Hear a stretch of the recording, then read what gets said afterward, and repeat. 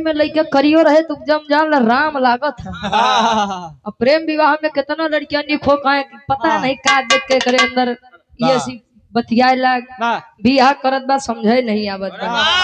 ते आई कहानी वही क्या के से शुरू करा तो हो अरविंद भैया शुरू करा। हाँ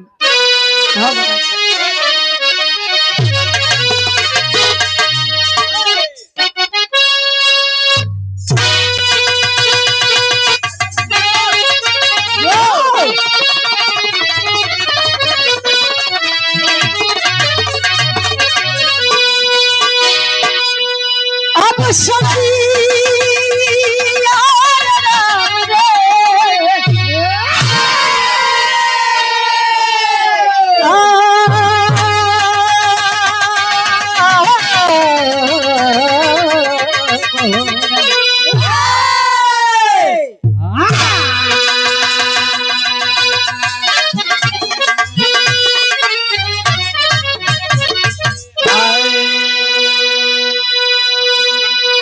चार लाइन भूमिका के अंदर कवि जी भाव लिखते हैं।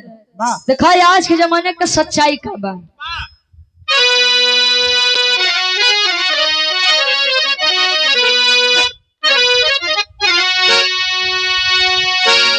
अरे भलाई का जमाना ना रहा साथियों,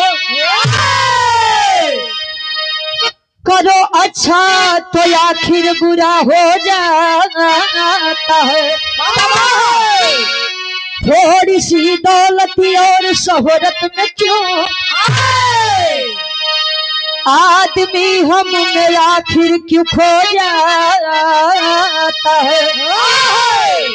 देवी देवता में झगड़ा लगाते फिरे लोग कहते हैं नारद चुगलखोर है।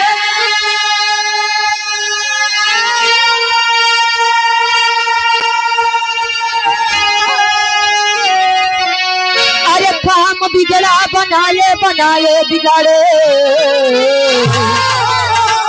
लोग कहते हैं नारद छलिए चोर है।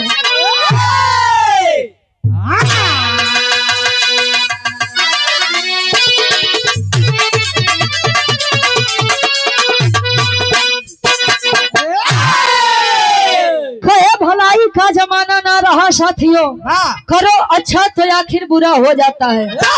आज के समाज में जो चाहले कि हम बड़ा बढ़िया काम करते हैं हम गाड़ी नहीं खाते, जो ढेर बढ़िया काम करता है बेचारे उन्हें गाड़ी खाते हैं।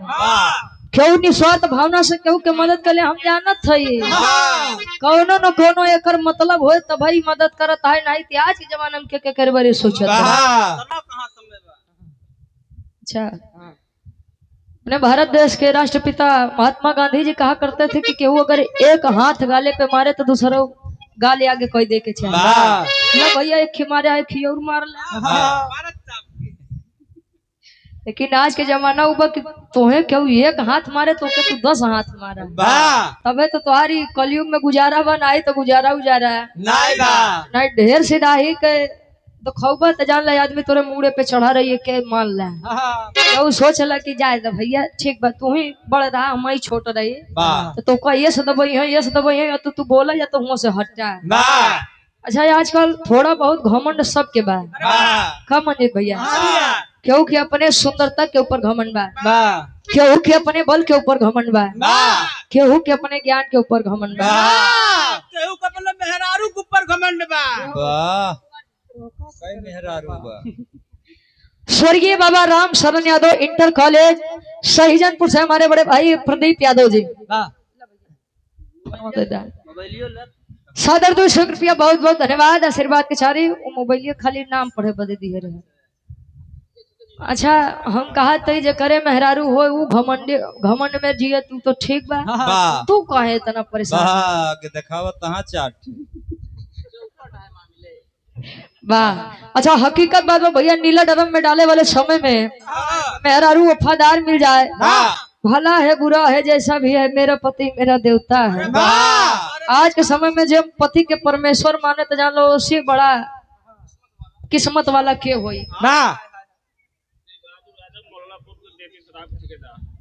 शिव बहादुर यादव जी कहाँ से? मोल्लापुर से देसी शराब के ठेकेदार साहब।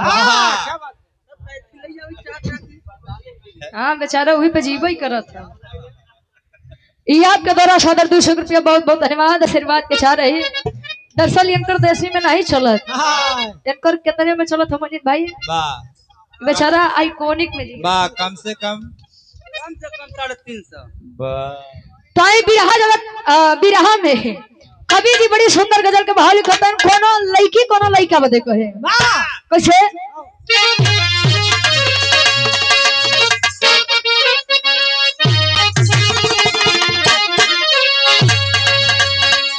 अरे अब मजा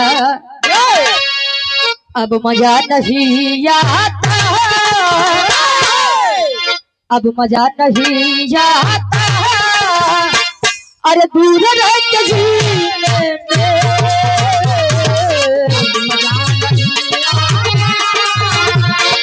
दूर रह के जीने में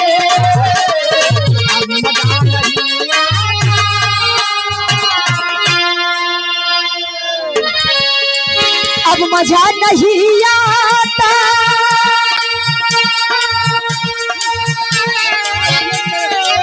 दूर रह के जीने में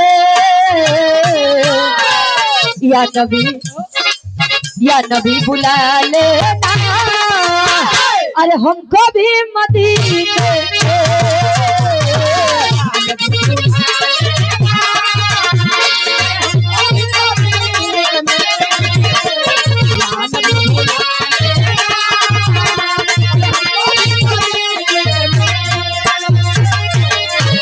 और इस भाव का सम्मान बड़े भाई हमारे प्रदीप यादव जी मान धाता से 100 रुपया बहुत बहुत धन्यवाद। कैसे पिछड़ा जाते हैं मैनेजर साहब आगे बढ़ा, आगे बैठा। अब देखो तो कार भार तोरे ऊपर कुलबा जान बेचारे बड़ी छोटी उम्र में बहुत बड़ी जिम्मेदारी ले ली। हाँ हो प्रधानमंत्री नहीं होता ना बड़ा फ्रॉड नहीं बा। कहे अब मजा नहीं आता दूर रह के जीने में, या नबी बुला लेना हमको भी मदीना में। तरह से बढ़िया कभी जी फर्ज में लिखा है देव के देव महादेव जी के मेहरारू लगे, माई गिरजा लगे। नारद जी पहुंचा कहे माई एक बात बतावा, भगवान भोलेनाथ अवघड़दानी राबो भय। अच्छा ये हो जमाना रहे कि पहले के समय में मंजीत भैया जैसे लोग केवल मनसेधु के नाम से मेहरारू के बुलावे। अच्छा जैसे मान लो इनका नाम मंजीत बा तो इनके मेहरारू के लोग का कहिए कब बोले हो? अच्छा मान लो मंजीत भैया लंकेश के नाम रावण रहे, रावण के मेहरारू के लोग का कहत रहा वही वह समय में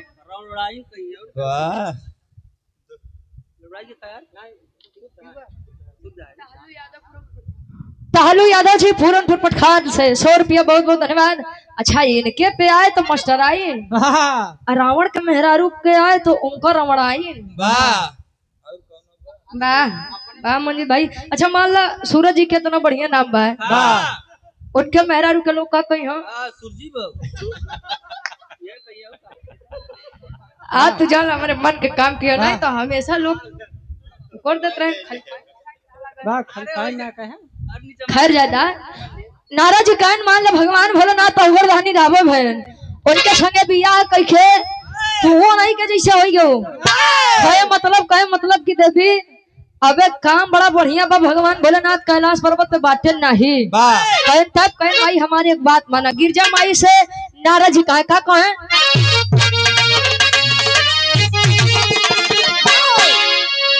अरे एक दिन बोले नारा,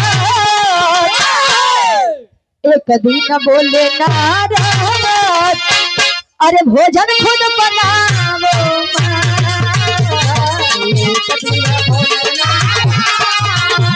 अरे भोजन खुद बनावो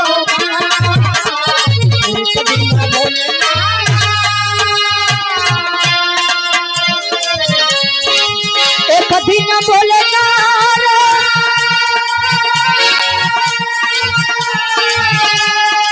भोजन खुद बनावो ऋषि मुनि तपस्वी को, ऋषि मुनि तपस्वी को अरे हाथों से खिलावे,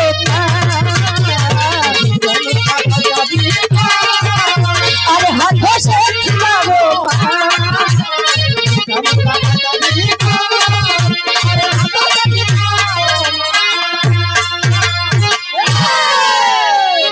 और आप सम्मानित हृदय के हमारे गार्जियन जी, आप हमारे पूजनीय मामा जी संजय यादव जी,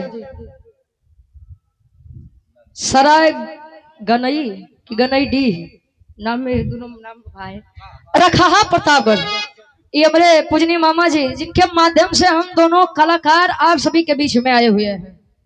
ये आपके द्वारा सादर 500 रुपया बहुत बहुत धन्यवाद। ये हमारे कैशियर बाबू के पूजनीय पिताजी हमारे मामा भाई मन्नू यादव भैया हमारे ट्रैक्टर वाले 100 रुपया बहुत बहुत धन्यवाद। अरे वाह बेचारा एक ही रखा था, ज्यादा दिक्कत हो जाए मम्मी सब ले कोई एक दिन बोले नारद भोजन खुद बनाओ माँ, ऋषि मुनि तपस्वी को हाथों से खिलाओ माँ। देखा ई युग नहीं सतयुग से ई लोग बतावत थे कि जौने भोज में ब्राह्मण लोग भोजन नहीं करी हाँ वो भोज पूरा नहीं होत बा। कहे बुरा जो देखन मैं चला बुरा न मिलिया कोई, दूसरे में बुराई खोजे हम गए हमसे बुरा आदमी क्यों मिलवा नहीं भवा। एक अंगुली अगर दूसरे का इशारा करबा तो 3 अंगुली अपने तरफ इशारा करते भैया। पहले तू अपन देखा बाद में दूसरे के देखा। देखा नारद जी अबे सुनबे भाई कि जहिया नारद कुछ छौ न पावे कुकुर फेंक दू हड्डी लड़ावे, पड़ोसी के हार पड़त बा का फेंक बहादुर हड्डी कहे जहिया नारद कुछ न पावे हड्डी फेंक दो कुकुर लड़ावे। नारद जी एक ऐसा प्राणी रहे जे उनकर बात उनकर तक, उनके मेहरारू के बात उनके मेहरारू तक, माई को खबर बाबू तक। सोशल मीडिया के जाना पूरा वो प्लेटफॉर्म रहे नारद जी। अच्छा नारायण नारायण के जाप करो, जब पहुंचे माई गिरजा जी लगे तब बताओ तो कहानी की शुरुआत यार से मारना जम के भाग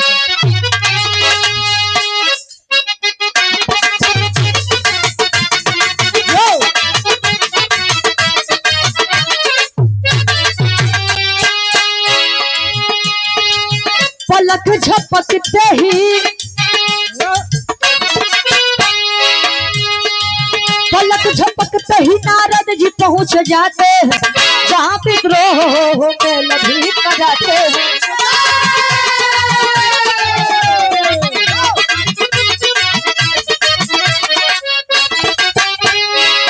जहाँ पर मेल हो झगड़ा भी कराते हैं, जहाँ पर मेल हो झगड़ा भी कराते हैं, उनकी बातों में लोग जान कैसे जाते हैं।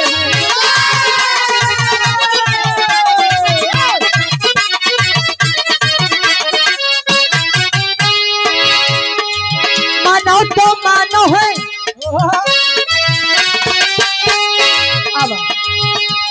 अब थोड़े देर ही रहे, अब कुल काम खत्म हो गया, तू खाली पता ही और आप सम्मानित हृदय के गार्जियन जी धर्म के हमारे पूजनीय मामा जी आप श्री वेद प्रकाश एडवोकेट साहब सराय नानकार रखाहा से हमारे संजय मामा जी के परम मित्र हैं। गार्जियन जी के द्वारा सादर 500 रुपया बहुत बहुत धन्यवाद। आशीर्वाद के चाह रहे कि हम अपनी कला में कामयाब रहे।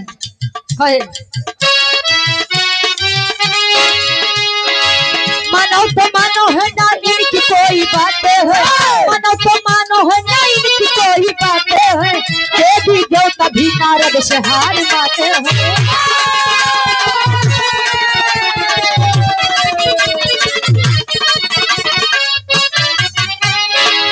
जाने कहा मुनिवर बात कुछ बताओ जी, जाने कहा मुनिवर बात कुछ बताओ जी, जाने कहा मुनिवर बात कुछ बताओ जी, जाने कहा मुनिवर बात कुछ बताओ जी, नारद ने कहा पर्वत उद्घाटन कराओ जी।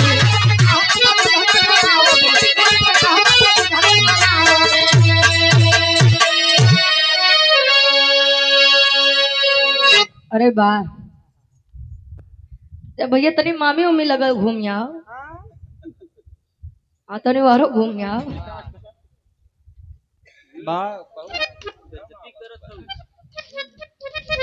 हाँ कम से कम बेचारा कुछ तो मदद करत बा।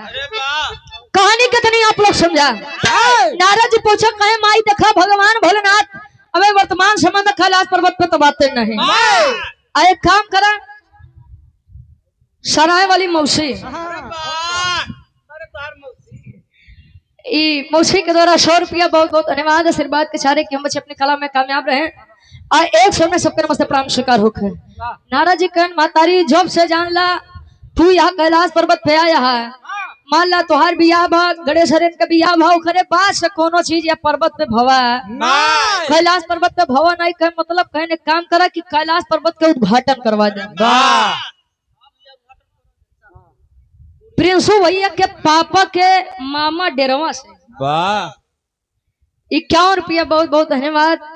मामा के गोड़ छू के पहली की बार आशीर्वाद के चाह रहे खैर हमार माना तो कैलाश पर्वत के उद्घाटन करवा जैसे आज ही मंदिर के उद्घाटन बा हवन यज्ञ भवा अब भंडारा के तैयारी चलत बा प्रसाद कुछ क्षण में बटे का उद्घाटन करवावा और उद्घाटन में 1 करोड़ ब्राह्मण के न्योता भेजवावा। देखा सतयुग में न हम यहाँ पर है न हम रहे न यहाँ पर है। लोग बतावत हैं कि रहा बेटा जले कलयुग के अंत नियर आई भाटा लगी से तोड़ाई तब भाटा लगी से तोड़ाई। लोग बतावत हैं कि कलयुग के अंत में मनई के लंबाई 3 इंच या 5 इंच हुई 3 इंच 5 इंच का वो बेचारे हुई हो तो लगवा कितना बड़ा लेके चली। अरे तो लग उठाए से बेचारे के मौत हो जाए कहे कि उद्घाटन करवा भाई 1 करोड़ ब्राह्मण के न्योता भेजवावा। गिरजा माई कहीं परेशान मत होवा ऊपर भगवान भोलेनाथ से हम कही के सारा व्यवस्था करवाओ तई नाराज जी कहन बस कह दू है पागल वाली बात। हम तो सोचे कि तू मेहरारू हो तो तनी तोरे दिमाग उमाग होए लेकिन तू है पागले वाली बात कर दो खरे मतलब कह देखा नाराज जी हरे आग लगावते है कैसे एक लाइन तरज लगत बा।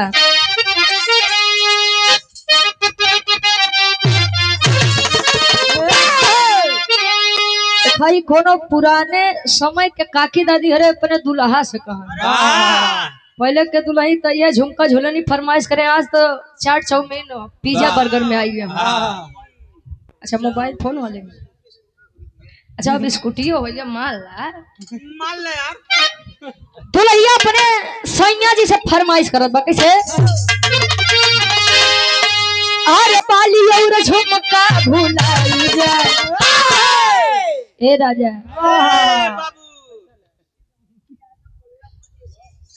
शिव बहादुर यादव जी मुल्लापुर से देसी शराब दुकान के ठेकेदार साहब के बीड़ी देखो भैया बीड़ी नुकसान करता है सब बाबा सिर रोगी हैं।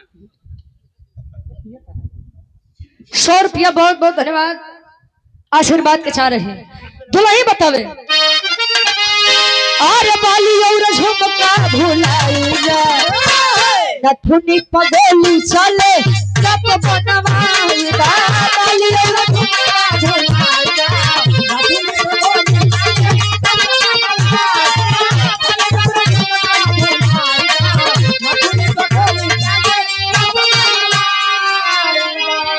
लेकिन नारद जी कहे अरे नारद बाबा सोचे अपने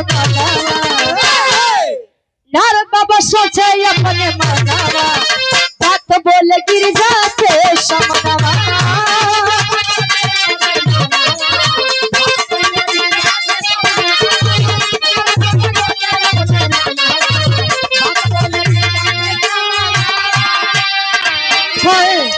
पीड़ा कर तार लेके पहुँच कैलाश हो पीड़ा कर तार लेके पहुँच कैलाश हो झगड़ा लगाए नारद पहले सत्यानाश हो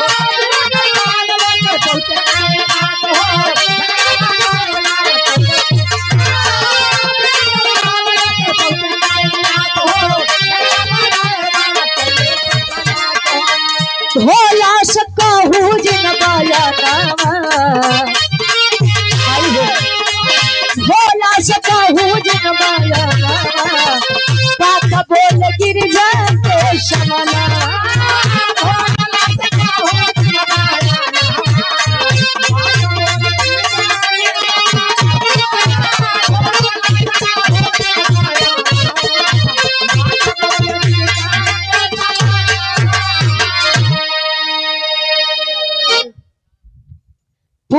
म्यूजिक के डायरेक्टर साहब बड़े भाई हमारे विशाल कुमार, खाली विशाल भैया। अच्छा, उन्होंने बेचारू बड़ा परेशान है आजकल, बुखार चढ़ गया बा। विशाल भाई के द्वारा 100 रुपया बहुत बहुत धन्यवाद। कामे दिन उन्होंने चौना तरक्की होकर कहे बीड़ा करतार लेके पहुंचे कैलाश हो, झगड़ा लगाई नारद पहले सत्यानाश हो। जहाँ नारद पहुंच जाए जहाँ लहुआ घाटा छोड़ फायदा नहीं बा। कहे माई कुल काम कैल हो लेकिन भगवान भोलेनाथ का एको बात पता नहीं लगे के चाहिए। कहे काहे उन्हीं तो हमार परमेश्वर है, उन्हीं से तो हम यार कैलाश पर्वत पे अगर उनके नहीं बताई तो हम नारद जाप कहा। कहे माई खाली जब तक काम न हो तब तक बात छुपाए रहू और ओकरे बाद बताए तू का दिक्कत बा। जान जइहा तब तू के रोक दे हैं हमरो कुल नाशे होई। कहीं ठीक बा बेटवा जा तू न्योता बाटा।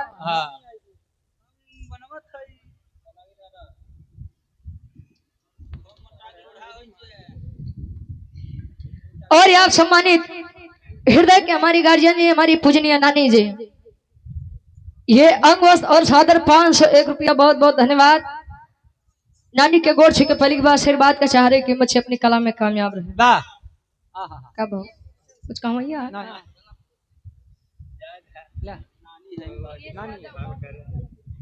दिनेश यादव गांव का नाम दला कपूरवा 101 रुपया भैया बहुत बहुत धन्यवाद। नहीं अच्छा, ये बेनाम बादशाह है भाई के द्वारा सादर 200 रुपया बहुत बहुत धन्यवाद। चलत हमें तू जनबे कहाँ प्रिंसु भैया के पूजनीय मामा जी और पूजनीय नाना जी देरवा से सादर 200 रुपया बहुत बहुत धन्यवाद। नानी और लल्ला यादव जी दिलीपपुर से भाई के द्वारा सादर 500 रुपया बहुत बहुत धन्यवाद। 1 स्वर में सबके नमस्ते प्रणाम स्वीकार होकर। अच्छा, हमार मामा है बहुत बहुत धन्यवाद। आज कुल मामा मामी मौसी नाना नानी नहीं भेटाबे काहे नन्यूरन दीदी उदी नहीं मिलती काहे हो बहन की। विपुल यादव प्रिंसु भैया के मामा है देरवा की ऐतिहासिक सर्ज में से 100 रुपया बहुत बहुत धन्यवाद। न्योता बनावा मतलब भोजन बनावा, पूरी कचौड़ी खीर बनावा हम चल दी है न्योता बांटे बदे और न्योता बांटे बदे चले बेचारू तो न्योता बांटब गन भुलाए। अब भाई जकर दिमाग में तना हमेशा खोरपंच बाढ़ है तो कवन कवन बात याद करे रही और बेचारू आए गए कुल भुलाए। हमारी गिरजा जी बेचारो लगा पसीना पोछत खाना बनवे नाराज गहा ब्राह्मण कली आए के यहाँ भोजन करी है, कैलाश पर्वत के उद्घाटन होई। अच्छा, हमारो मन तनी शांत हो जाई, सब चीज सफल भी थी। क्या कहे नारद का न्योता भेजे बरे उ न्योता बेचारू बांटक छोड़ के वो दूसरे काम में लग गए।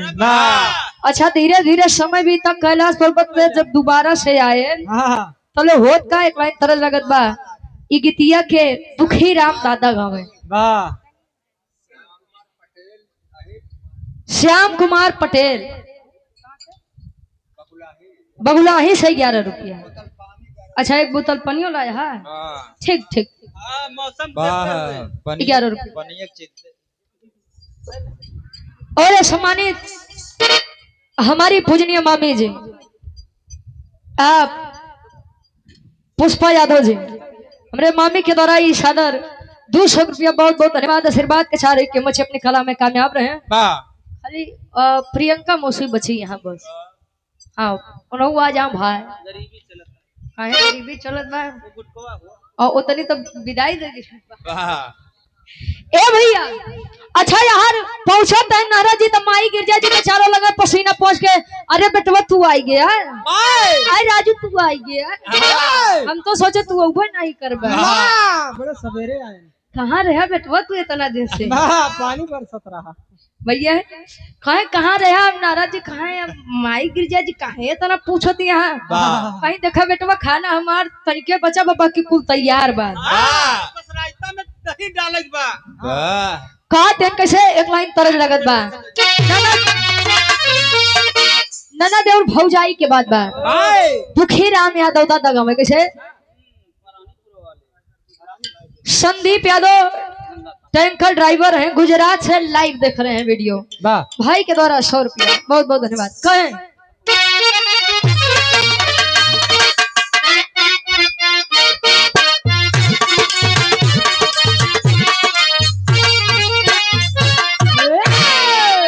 अरे टंगिया में टंगिया, पहले सुन ले जाया, अर्थ के अनर्थ मत करा जाया। नहीं कहा कि अरे यार हुआ रही पता नहीं का उल्टा सीधा गावत तो रही। दो अर्थी भाव बा। हाँ बात का बतंगड़ नहीं बनाओ, निशाना सही जगह लगावत जाए। और आप सम्मानित गार्जियन जी, हमारी मौसी जी प्रियंका यादव जी,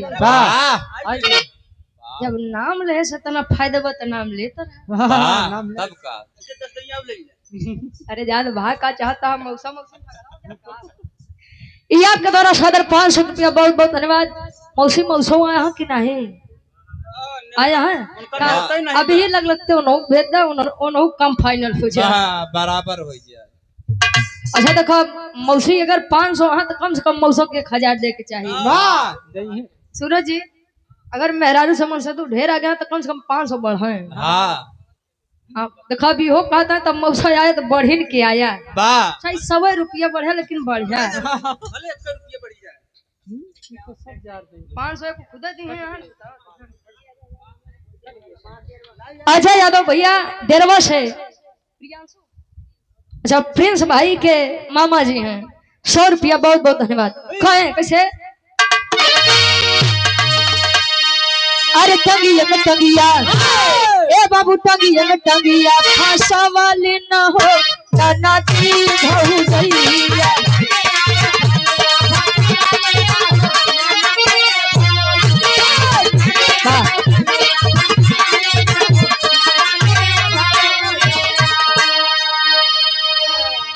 अजय यादव पूरनपुर पठान से भाई के द्वारा 100 रुपया आशीर्वाद के चाह रही। टंगिया में टंगिया फांसा वाली रे नदी भौजैया।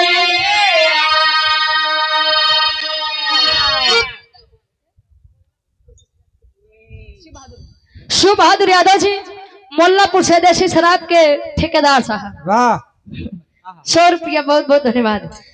टंगिया में टंगिया फांसा वाली रे नदी भौजैया, कहे ऊपर ऐसे डाल के ही लावाली न हो नदी भौजैया, ऊपर ऐसे डाल के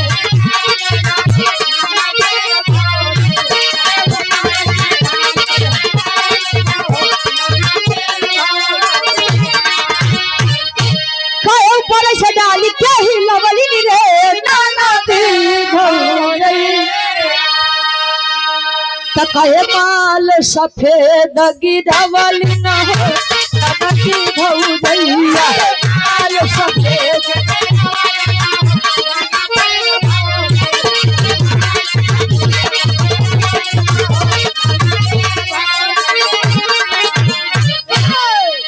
कहे टंगिया में टंगिया फसवली न हो नदी भौजैया, ऊपर से डाल के हिलवली न हो नदी भौजैया, तब माल सफेद गिरवली न हो नदी भौजैया। पहले के समय में जब काकी माई लोग जाता लगे बैठे गेहूं लेके, और गेहूं डाल के जब मुट्ठा पकड़ के घुमावा तब वो सफेद सफेद आटा गिरे। और पहले के समय में जब गेहूं के आटा के रोटी बन जा भाई, वैसे बतावे जैसा लगे कि मैं घर पर दर्शन करके लौटा पाए। का करबो भैया, पहले खाए के बड़ी तंगी रहे। अब तो गेहूं के रोटी बना दे चाहे जथा के रोटी बना दे। हाँ आज के समय में अगर चौरे की रोटी बना दे तो आदमी कहीं हाँ आज मेरे चौरे की रोटी बनी, नहीं तो राइस से काम चलाइए। अंग्रेज चल गए इनका बेचारू छोड़ गए। खैर था ननद भौजाई के बात रहे। अब जब नारद जी के माई गिरजा जी देखत है ता गिरजा माई नारद से प्रश्न करत है। कौन प्रश्न? अरे नारद पहुँचे गिरजा के समानवा हो नहीं भनवा। नारद पहुँचे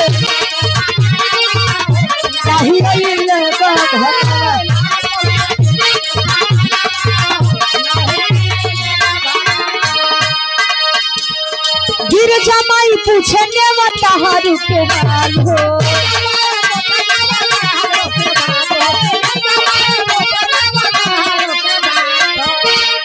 झगड़ा लगाए नारद कैले सत्यानाश हो।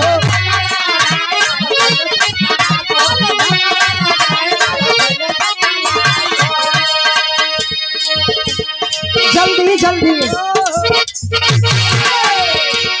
जल्दी जल्दी कइले पाया ना हो कहीं आई रे बाबा जल्दी जल्दी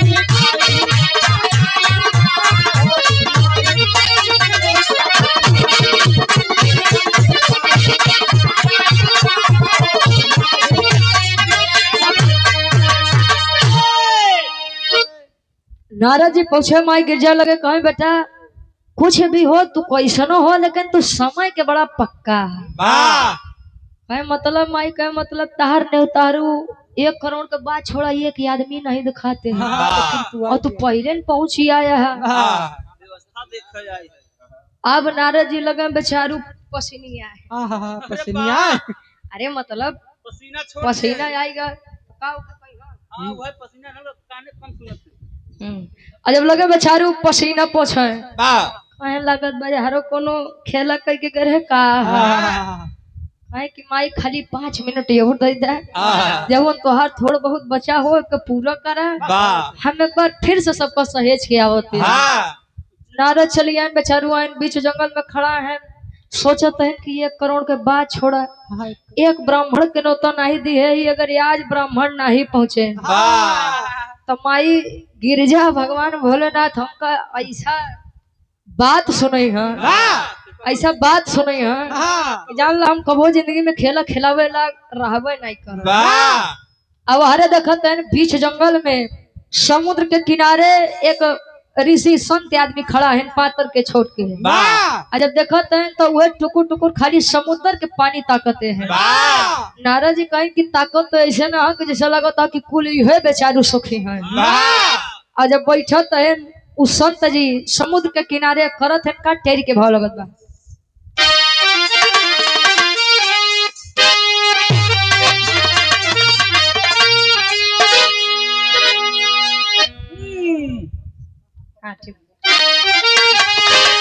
अरे भेटाई गईले मुनिवर ज्ञानी बाबू भेटाई गईले मुनिवर ज्ञानी पलक के सांस में पियाले पूरा समुंदर पानी में रहो पानी में रहो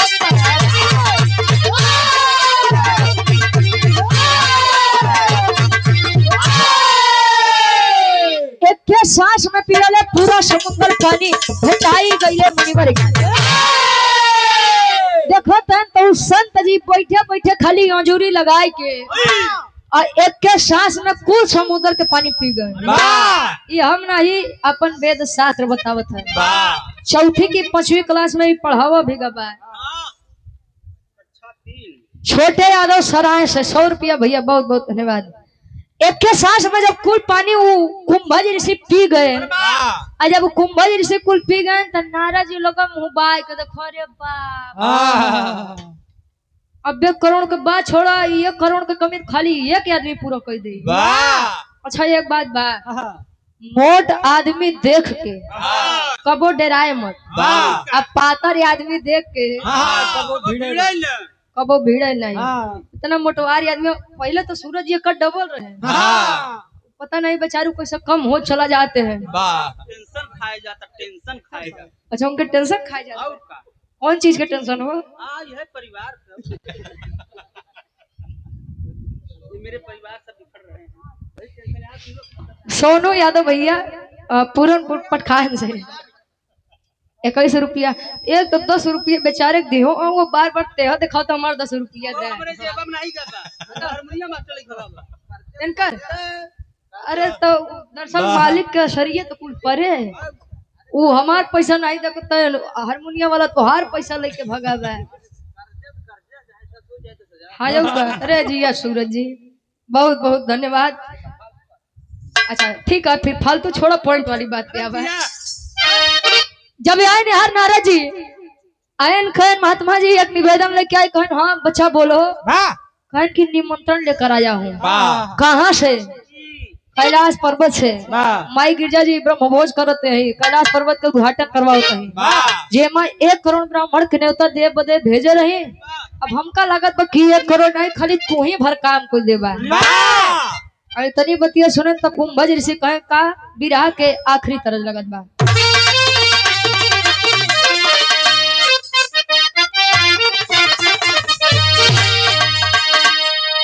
अरे आव चली धान रोप धनिया ई सीजनी गीत बा। कर बिन भैया आजकल मेहरारून के डिमांड ई बा कि अगर खेत के काम करे तो जान ला बिना सोनारे के दुकानी से लौटे हम मानम नहीं। अच्छा इहो बात बड़ी अजब बा, बाबू के घरे अपने चाहे दिन रात खेते में जुटी रहा ससुरे उते मान सबके तना बड़ भाव जाए रे हम तो कबो नहीं हरे खेत गई नहीं रहे। बाबू के घरे रोज चूल्हा खाना बने है ससुरे में उते मान जाला जल गैस सिलेंडर नहीं भरोगे तले हम भोजन नहीं देवे का जान ला बर्तन में तुम्हार हाथ करिया हो जाए धुआं से मुंह करिया हो जाए। मतलब जेतना चीज रहा था केवल ससुरे आए के बाद मेहरारू दिखावत थे सारी नवाबी खाली वो चीज के शिकार हमारे अरविंद भाई यहाँ। अच्छा इनकर बड़ी सही आज भी इनकर यहाँ चूल्हा खाना बनता। अरे भैया अरे ज्यादा तू जान ले भगवान भोलेनाथ के बात। अच्छा जब पूछो दुल्हावा अपने दुल्हैया के समझावे के छे। अरे आव चली धान रोप धनिया अरे धान रोप धनिया अरे धान रोप धनिया आव चली धान रोप धनिया आव चली धान रोप धनिया तारी माझी बरसत बपनिया आव चली धान रोप धनिया।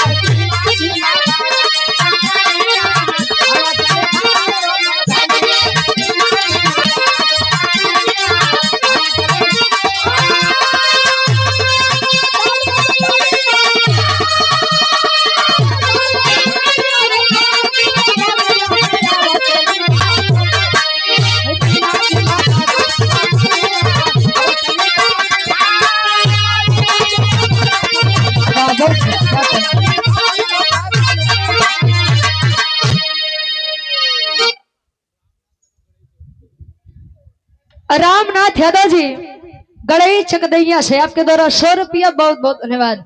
खैरी मुझे बरसत बपनिया आवा चले धान रोप धनिया खैरी मेहरारू मरसेदू के आपसी मटर रहे एक के छोड़ा यार भगवान भोलेनाथ के दरबार से जब लेके आए खबर नारद जी तब कुंभज ऋषि से एक बात कहे का कहे अरे बोले नारद मुनि से बयनवा बोले नारद मुनि से बयनवा त गिरजा घर का रउबर हो भोजनवा बोले नारद मुनि से बयनवा।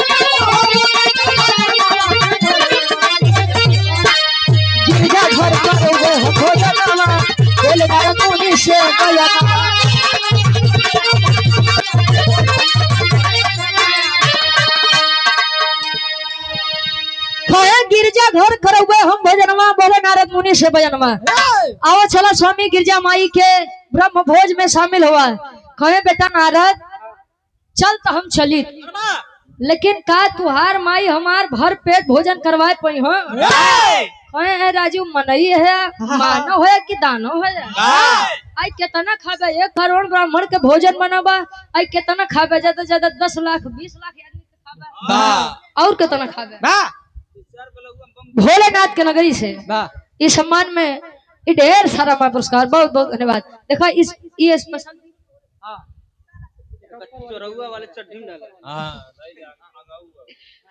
कहे कि भगवान भोलेनाथ के मेहरारू के बात करते ही हम गौरा माई के बात करते ही आवा चला कहे कि बेटा रुका अब तो हम भर पेट पानी पिए अब ओके पहले निकाली तब तो हम चली।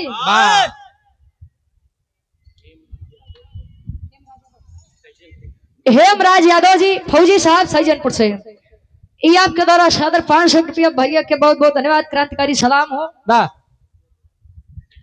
प्रियल यादव सैजनपुर सही 51 रुपया भैया।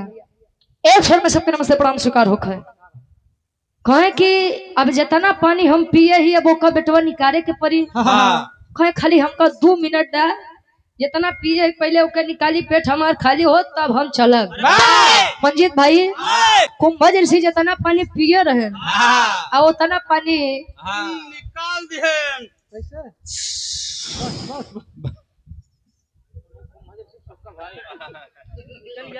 अच्छा अब आदमी पानी पिए बा, पियास लगे, आज अब लघु शंका लागी थे आदमी ओके निकारी। अच्छा लोग बताओ थे ना, अपन वेद शास्त्र बताओ था कि जब कुंभज ऋषि अपन लघु शंका मिटाए हैं तब से समुद्र के पानी खारा आवेला। नमक की पत्ती वही सब खा रहे हैं। अच्छा तू कौन नमक यूज करते हो? हम भैया नमक नहीं खाते, बिना नमक का भोजन करते हैं। अरे वाह, अरे जिया मंजीत भाई देखा ये बेचारा नमक उमक से बड़ा दूर रहा था। नमक चीनी ये कुल इनका जानना काटे दौड़त था। 10 आदमी अगर बैठ जाए चाय के दुकानी पे तल्ला पसा बोलियो भैया हमारे कम चीनी जिन डाल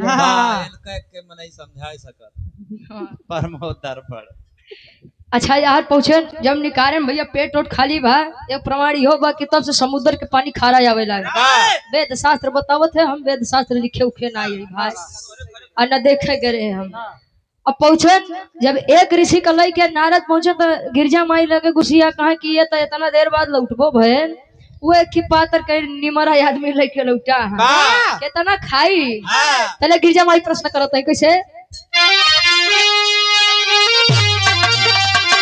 अरे एक ब्राह्मण देख गौरा, अरे गई खिसियाई, कहाँ बेटवा नारद बात समझ नहीं आई।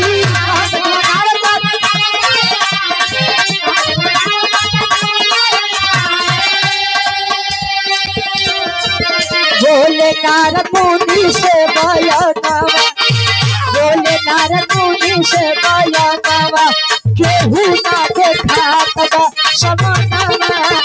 बोले नारद मुनि से बयानावा,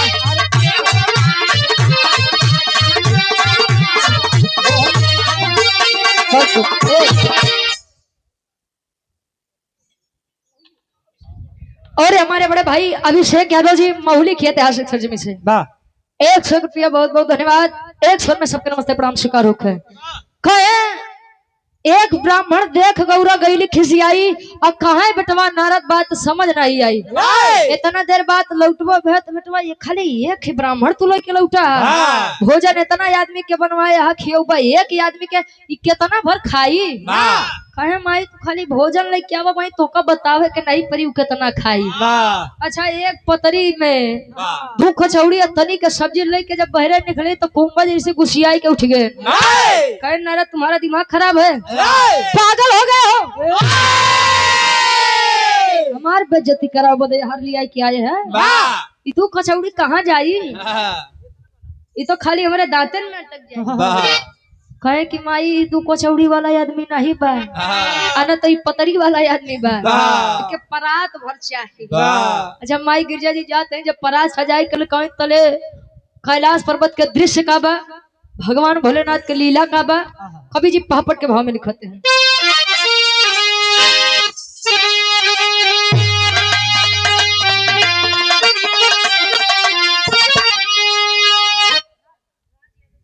राज यादव जमुआ के ऐतिहासिक सरजमी से भाई के द्वारा 51 रुपया बहुत बहुत धन्यवाद। प्रदीप यादव मानधाता से भाई के द्वारा 100 रुपया बहुत बहुत धन्यवाद।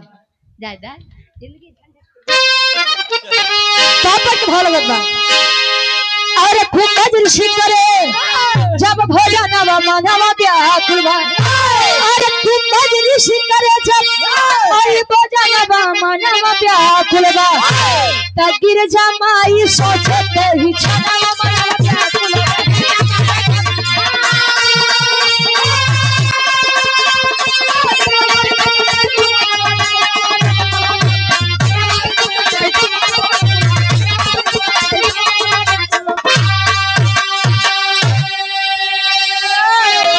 अरे खाई गई तोरा भोजन कहे उरी लावा हो, का जल्दी से बनावा हो।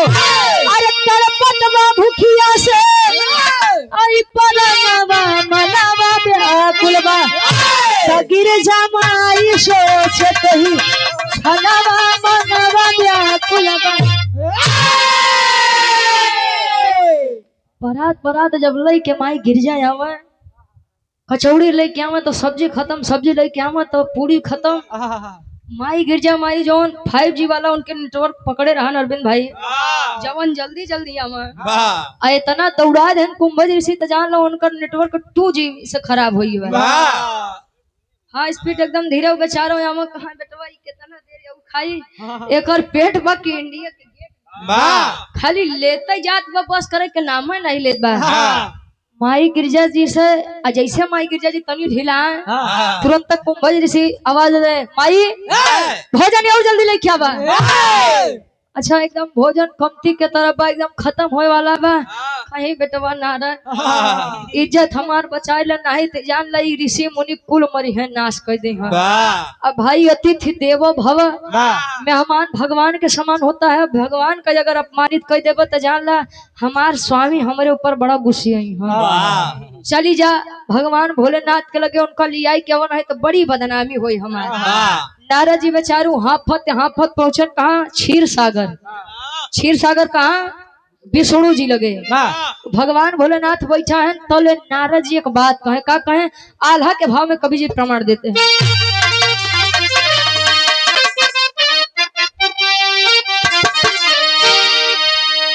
अरे हो ही अपमान तब सोच महारानी बाबू याद कर भोला के सुना मानला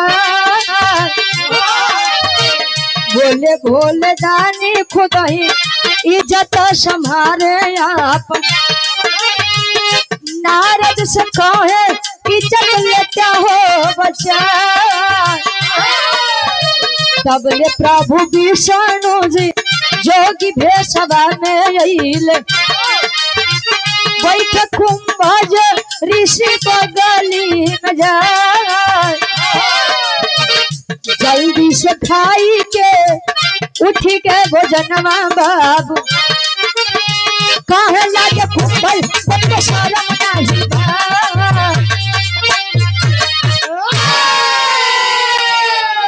और भगवान भोलेनाथ के पास कहे कि स्वामी बड़ी दिक्कत हो गई कहे का बनारस के बड़ा हाफत है यार। कहे स्वामी हमसे हमारी गिरजा से बहुत बड़ी गलती हो गया। कहे गिरजा से हमरे मेहरारू से कौन गलती हुई है। कहे कि महाराज तू आज समय कैलाश पर्वत पे रहा नहीं, हम मजाक कैली हम माई गिरजा से कि माई 1 करोड़ ब्राह्मण के निमंत्रण भेजवा कैलाश पर्वत के उद्घाटन करवावा और बात तू सीरियस ले ले 1 करोड़ ब्राह्मण के न्योता भोजन जब तैयार करें हम कुंभज ऋषि के लेके आए वो बेचारू कुल खाते जाता हूँ बस करे के नाम नहीं लेता भोजन खत्म होए वाला बा उनकर चक्की बंद है नहीं होत बा चल के महाराज इज्जत बचौता है। भगवान भोलेनाथ कहें जब मन सेधु से छुपाए के कोनो काम करी है तब तो नाशे होई ना। कहें महाराज पहले इज्जत बचौता बाद में ताना मारे कहें कि जा जवन दोनों जने करे आपन झेला भोले भंडारी बाहर नहीं विष्णु जी से अरदास करने लगे। नारद जी के बतिया सुन के विष्णु जी जोगी रूप लेके पहुंचता है कैलाश पर्वत। कैलाश पर्वत जब पहुंचे तो माई गिरजा जी और बटुर गई कहीं नारद तुहार दिमाग खराब है हम भेजे रहे भोलेनाथ तलाव बदे तू एक ऋषि और लेके आई है तू का चाहत है इज्जतिया हमार कुल माटी में मिल जाओ। विष्णु जी कहन माई परेशान न हुआ हम भाई बगली बैठो तन कुंभज ऋषि से भोजन कई के उठ गए कहे यार महाराज मतलब हम अब्बे आए अब्बे हमार पेट भर गया तू इतना देर से खाता है राजू मानव है कि दानव है। अच्छा अब कुंभज ऋषि बेचारू शर्मा लगन की लागत बा गड़बड़ी ढेर होत बा तले कुंभज ऋषि उठा तय न कहा तय कब आखिरी भाव खड़ी के भाव लगत बा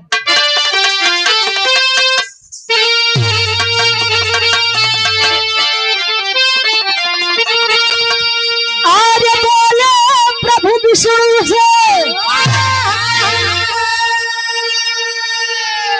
अरे पुरई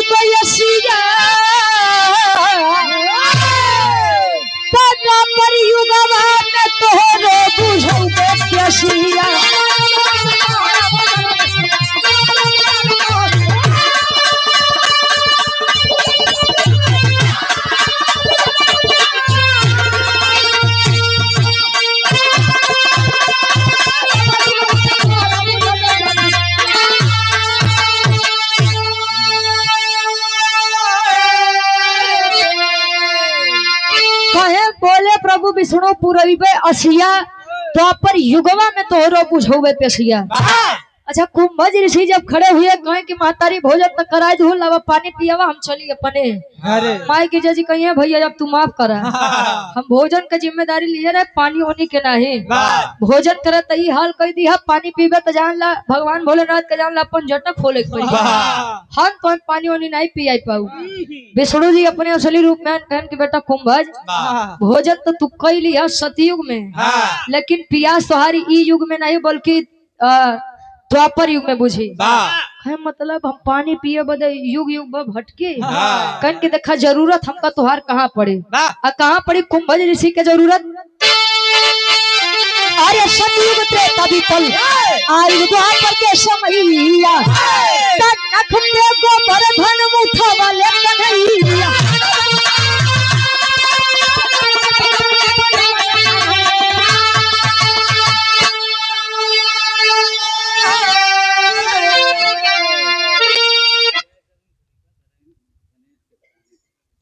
जय करण खलीफा यानी गुरुजी गुरु गणेश के अखाड़े से यानी हमारे ये अखाड़े से गार्जियन जी के द्वारा इस भाव को सम्मान सादर 51 रुपया बहुत बहुत धन्यवाद। आशीर्वाद के चारिक के बच्चे अपनी कला में कामयाब रहे। अरे इंद्र देव कइले वर्षा होले सोसिया तो परियुगला ने तोरो बुझौबे सतयुग बीता त्रेता बीता द्वापर में जब विष्णु जी भगवान कन्हैया के रूप लेके आए तो आप लोग जाना था कि गोकुलवासी इंद्रदेव के पूजा करत रहे। भगवान कन्हैया कहन महाराज इंद्रदेव के काहे पूजा करत है वो तो अपन काम करत है अगर पूजा करे के बाद तो गोवर्धन पर्वत के पूजा करा जकरे छत्र छाया में गोकुलवासी जिंदगी बढ़िया से बितावते हैं। गोकुलवासी पहुंचन गोवर्धन पर्वत के पूजा करे बदे और इंद्रदेव गुस्सियाई के लगे मूसलाधार बारिश करे तब वो भगवान कन्हैया जब अपने नक पे गोवर्धन पर्वत उठाए गोवर्धन पर्वत जब तनी सा तिरछा किए तय आवाज देन बेटवा कुंभज आवो बेटवा पानी पिया हम वो अपने बात से मुक्त होई और तोरो पियास बुझे लगाई के अंजूरी के पानी कुंभज ऋषि कुल पी गए। मेरे विराग के शीर्षक रहे गिरजा भोज। देखा वेद में भेद नहीं भेद है विद्वानों में वेद उठाई के देखबा तो बड़ा छेद है। कहा जाता है कि जहाँ न पहुँचे रवि वहाँ पहुँचे कवि कब भैया तो यहाँ बदे ढेर वेद में उलझे के नहीं चाहिए नहीं तू उलझबा तो ऐसा उलझबा जैसा जलेबिया मुँह। हाँ तही बड़े जवान भाव के सम्मान करा अजय के नहीं माने के बाप मत माना देवी देवता तो जबरी नहीं करिए कि नहीं हम रहा मैं तू हमका माना हम भोले भंडारी है तो तू हमका माना नहीं मानने के बाद मत माना लेकिन केहू के आस्था श्रद्धा के ठेस मत पहुँचावा। आखिरी में खानदान का परिचय गुरु बिहारी गुरु गणेश गुरु रामलाल गुरकारी सर्व सच्चिका कवि पचंगी बने पुजारी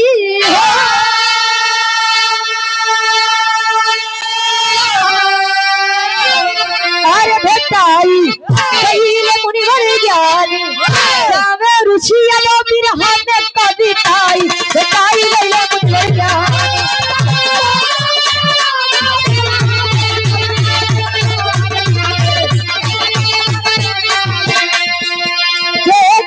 संसार की हालत तेरे संसार की हालत क्या हो गई भगवान कितना बदल गया इंसान कितना बदल गया इंसान सूरज न बदला चांद न बदला सूरज न बदला चांद न बदला ना पता आसमान कितना बदल गया इंसान कितना बदल गया इंसान वो कितना बदल गया इंसान।